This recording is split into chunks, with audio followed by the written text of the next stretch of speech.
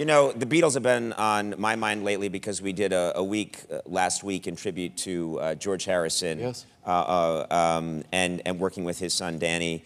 And I found out today, because I was doing some research, that back in the 60s, John Lennon and Ringo Starr were trying to urge you to become a pop star. Is that correct? I did a show in a little theatre in the north of England called A Smashing Day, for which I wrote the songs and sang them as a musical narrator, a sort of chorus that came on and told the audience what was happening.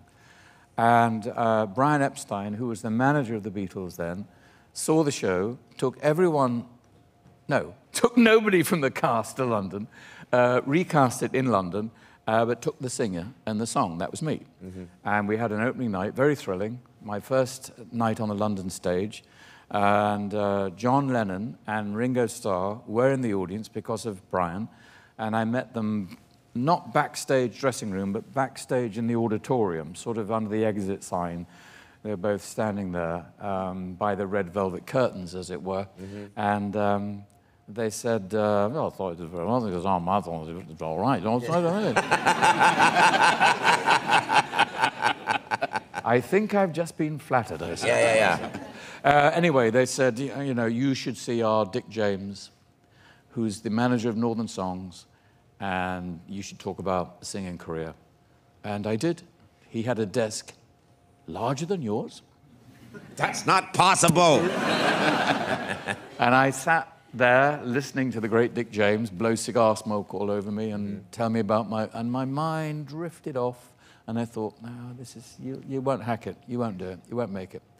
So I went into classical theatre instead. But I do have a musical ear, Conan, and it helps me with my accents, with changing character, with, you know, I do love discovering the musical rhythm inside a person. Everyone's rhythm is different, and if I can hit on that rhythm, it unlocks a part of the physical and vocal energy of the character. It has to be connected to music. I mean, the way you perform, the as you said, the voices you do, and the notes that you hit with people. Yeah. It has to come from a musical part of you. And also, after seeing Dick James behind his enormous desk, I was then invited to join the Royal Shakespeare Company, and that is like singing opera. It's extraordinary. Yeah. And it's very, very accessible. It's very tangible. It's very real.